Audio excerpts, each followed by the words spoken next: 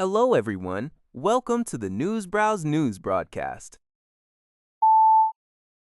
CTV News reports that the Canadian military will deploy 2 warships, several aircraft, and approximately 800 personnel to Hawaii for the upcoming Rim of the Pacific RIMPAC 2026 War Games. This biennial exercise, the world's largest multinational naval event, will involve over 25,000 military personnel from 31 nations. Canada, a founding member, has participated in all 30 iterations. The Royal Canadian Navy plans to showcase new capabilities with HMCS Regina conducting a live firing of its Advanced Evolved Sea Sparrow Block II air defense missile.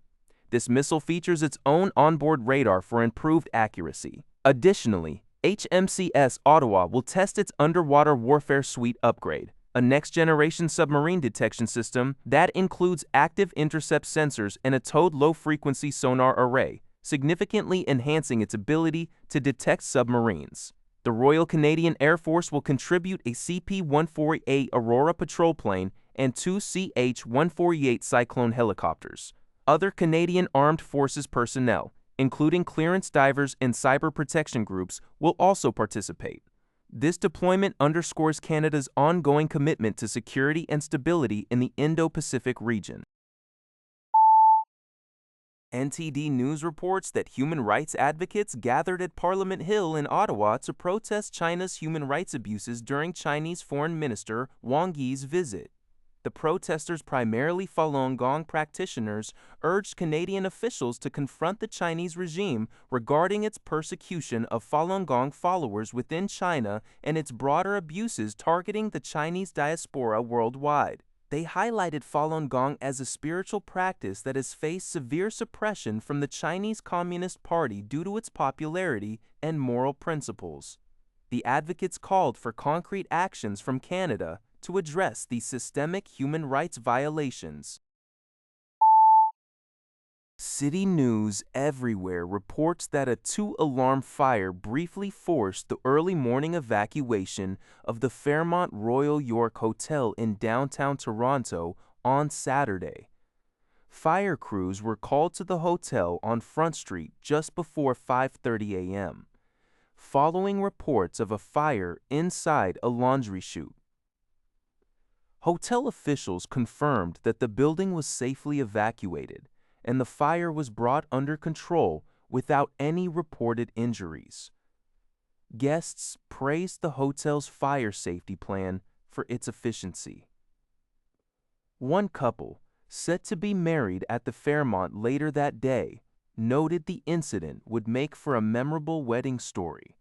All guests were permitted to re-enter the hotel shortly before 7:30 a.m. China's Foreign Minister Wang met with Canadian Prime Minister Carney in Ottawa, emphasizing the significant potential for cooperation between the two nations. Wang called for adherence to multilateralism and strategic autonomy. Both sides acknowledged the positive impact of Carney's visit to China in January, agreeing to further deepen high-level exchanges and collaboration across various sectors. According to Sin-Chu Daily, Wang also held talks with Canadian Foreign Minister Anand. During their discussions, Wang stressed the importance of mutual respect, seeking common ground while reserving differences, strategic autonomy, and mutually beneficial cooperation to foster healthy, stable, and sustainable development in bilateral relations.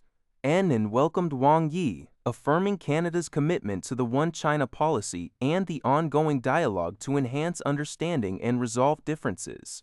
The Canadian Foreign Ministry noted discussions included human rights and forced labor. Recent measures like Canada lowering tariffs on Chinese electric vehicles and China reducing tariffs on Canadian canola seeds signal improving ties.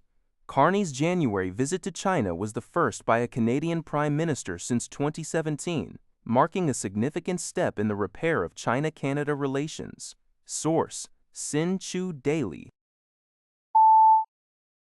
A woman was rushed to a Toronto hospital early Saturday morning after being involved in an overnight collision in the city's West End, according to CTV News. Police were called to the intersection of Ossington Avenue and Bloor Street West at approximately 2:47 a.m., following reports that a pedestrian had been struck by a vehicle.